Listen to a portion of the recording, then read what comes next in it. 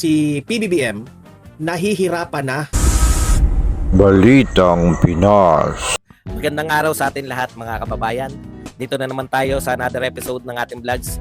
Pag-uusapan natin ngayon, ito po, no? Kagabi nag-trending itong sinabi ni Presidente Bongbong Marcos. Ano ba yung sinabi ni Presidente Bongbong Marcos?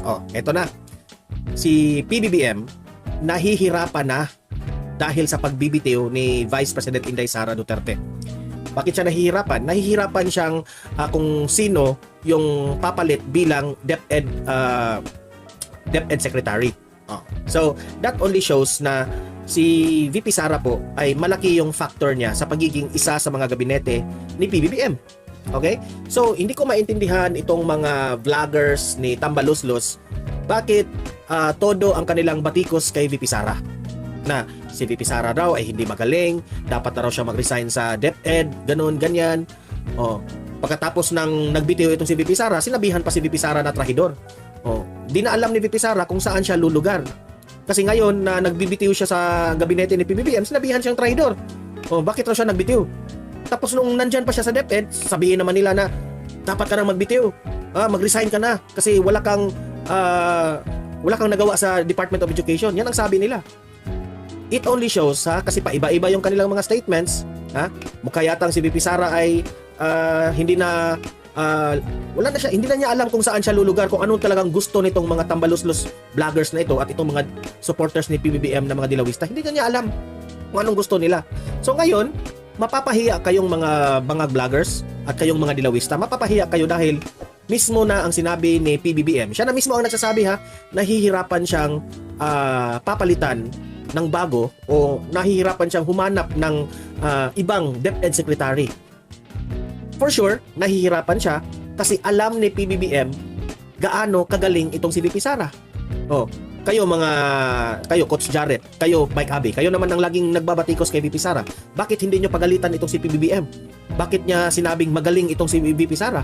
Pagalitan nyo yung amo nyo. Dahil sinabi ng amo nyo, hinahangaan niya si VP Sara for being a DepEd Secretary. Ngayon, alam ko na itong si Presidente Bongbong Marcos naghahanap ito ng DepEd Secretary na kasing galing rin ni VP Sara. Kaya nga, until now, wala silang mahanap. Nahihirapan sa madaling salita. Okay? Mike Abe, Coach Jarrett, batikusin nyo na si PBBM dyan. Pinupuri niya si VP Sara. Okay? Pero so much with that, bago natin ito pag-uusapan, help me po na i-like at saka i-share itong ating live, itong video natin para kakalat ito sa taong bayan. Okay? So, sabay-sabay nating i-like muna at i-share itong video natin, Facebook at YouTube. Ready? Like and share. 1, 2, 3, go! Thank you very much. And also guys, paki-subscribe po, paki-follow para lagi kayong updated sa mga balita na kagaya nito. Okay? At ma-notify ang inyong mga cellphones kung meron tayong breaking news. Okay? So, sabay-sabay nating i-follow lahat. So, heto na nga. Itong si Presidente Bongbong Marcos, sa ambush interview, inamin po ni Presidente Bongbong Marcos na nahihirapan na siya. Ang dahilan dito is yung pagbibitiw ni VP Sara bilang DepEd Secretary. At saka, isa rin dun is yung pagbibitiw ni VP Sara as one of the cabinet members ni PBBM. And also at vice chair as the NTF-ELCAC. No? So, ang pagbibitiw po ni VP Sara sa DepEd ay naging mahirap sa kalagayan po ng Administrasyong Marcos. Alam ko, itong si Presidente Bongbong Marcos ay naghahanap ngayon ng isang DepEd Secretary na kasing galing o mas magaling pa kay VP Sara. Okay?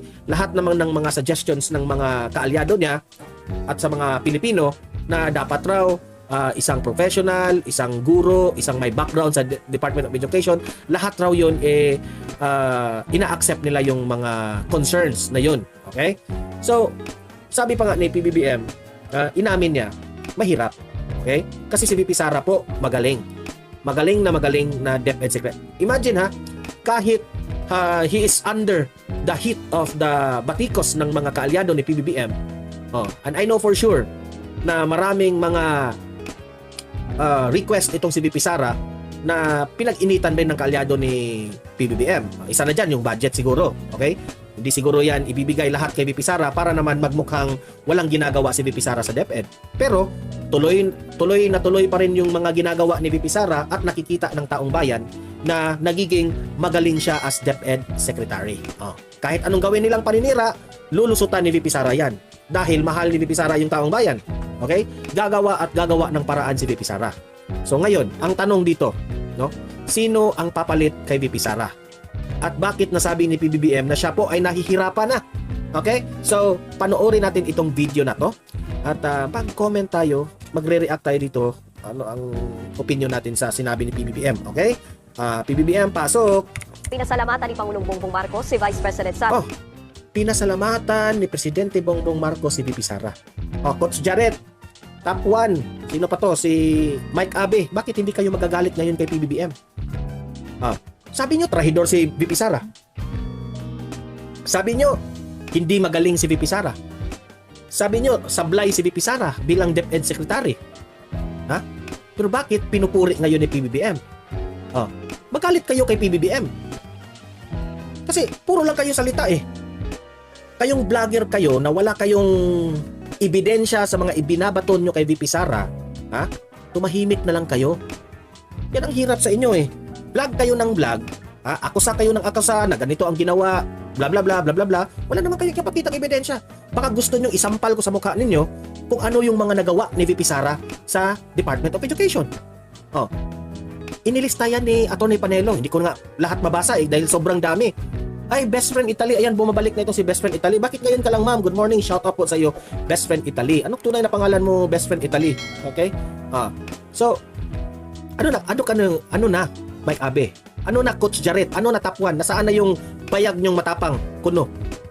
Sara Duterte sa pagsisilbi nito bilang kalihim ng Department of Education. Pero aminado ang Pangulo na nahihirapan siyang pumili ng bagong DepEd Secretary. Nasa frontline ng balitang yan, si JC Cosico. Mahigit isang linggo matapos magbitiw, wala pa rin kapalit si Vice President Sara Duterte bilang kalihim ng Department of Education. Imagine 1 week na, wala pang napalit na DepEd Secretary. Aminado si Pangulong Bongbong Marcos na nahihirapan siyang pumili. Inamin ni Bongbong Marcos na nahihirapan siya. Ano na, Coach Jared? Ano na, Mike Abe? Kayo yung madaldal sa vlog ninyo. Sabi nyo, dapat tanggalin na yan si VP Sara. Dahil walang nagawa yan. Palpak yan. Kung ano-ano yung sinasabi ni Jared na mahina raw. Bakit nahihirapan na itong presidente natin ngayon? Bakit hindi nyo batikusin ngayon si PBBM? Siya na mismo ang nagsabi niyan. Kasi, puros kayo, bato ng bato, batikos ng batikos without even considering the real facts. Yun lang, galit sila. Yun lang, hindi nila gusto si VP Sara, kaya batikos lang sila ng batikos. Kami dito sa Don Mar TV, bago kami babatikos sa isang politician, may pinanghahawakan kaming istorya, ebidensya, facts, bakit kami palag at bakit kami bumabanat. Early morning, uminit na ating ulo. Rinaldo Tan Sustento, morning Sir Don Mar. Ayan, wala nang good si Rinaldo. Morning na lang kasi hindi good yung morning. Sabi ni Love Me, asawa ni Marcos magaling yun, di ba? Si Liza Marcos na lang yung i-DepEd mo, Mr. President, o si Castro. Oy Castro, gusto mong di ba? Magmamagaling ka di ba? Kung si Castro ay magaling, dahil lagi niyang binabatikos itong si VP Sara, ibig sabihin kung ikaw po ay nagbabatikos sa mga ginagawa ni VP Sara, that only shows na mas magaling ka sa taong yan. Di ba? Why don't you write a letter ni PBBM? I-prove mo na mas magaling ka kay VP Sara. Kaming taong bayan, bumabatikos kami kay PBBM kasi hindi na namin naiintindihan yung mga ginagawa nila. Yung kanyang mga promises, hindi naman pinakikinggan yung mga hinanaing ng taong bayan. Yun ang kaibahan natin. Si Castro, batikos lang ng batikos. Kahit walang ebidensya, hindi naman nila kayang kasuhan si VP Sara sa mga akusasyon nila, like the confidential funds. Castro, ikaw na. Ikaw na yung mag-DepEd Secretary. Magaling ka di ba? May plano ka pa namang tumakbong senador. Jesus Maria. Nagsayang ka lang ng pera mananalo. Clara Ibarra, have a blessed Sunday, Sir Don Marian. Happy Sunday po, Clara Ibarra. Di ba? So, patuloy. Turns out, it's harder than I thought. It's harder than I thought. Akala ni PBBM na madali lang palitan si VP Sara. Alam mo, Mr. President, ito lang yung masasabi ko sa inyo. Si VP Sara po, hindi niya ginusto ang pagbibitiw bilang DepEd Secretary. Pero walang magagawa si VP Sara. Pinabayaan mo, Mr. President. Pinabayaan mo sa mga batikos ng mga kaalyado mo. Anong ginawa ng pinsang buo mong si Tambaloslos? hinayaan niyang mag-investigate dyan sa confidential funds, insulto yun kay VP Sara. At yung confidential funds na yun, galing yun sa opisina mo. Binigay nyo, may authority, may anong tawag doon, may permiso na gusto mo ring i-transfer yun para makatulong kay VP Sara. Bakit pinopolitika ng mga kasamahan mo?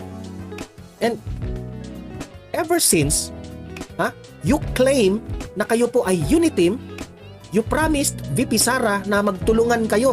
Pero anong ginawa nyo, Mr. President? Pinabayaan mo si VP Sara. That's why you cannot blame VP Sara na umalis siya bilang gabinete mo. Umalis siya bilang DepEd Secretary. Tapos ngayon sasabihin mo, nahihirapan ka. Di ba? Sinong may kasalanan yan? Ikaw. Bakit ka ngayon nahihirapan? Pero ako, I hope you could find na ka-level ni VP Sara o mas magaling pa ni VP Sara bilang DepEd para sa taong bayan. Kasi kung hindi mo pinabayaan si VP Sara, hanggang ngayon, nandyan yan sana. Akala ko, uniteam kayo. May pahawak kamay pa kayong raising your hands together during the campaign. Totoo ba, Mr. President, na ginamit mo lang si VP Sara? Nagtatanong lang kami. So dito na nga matatapos mga kapinas. Ano na ang masasabi mo sa balitang ito? Mag-comment ka na. Pag-usapan natin yan sa comment section. At kung bago ka pa lamang sa aming channel, ay huwag mong kalimutan mag-subscribe para lagi kang updated sa i-upload naming mga balita.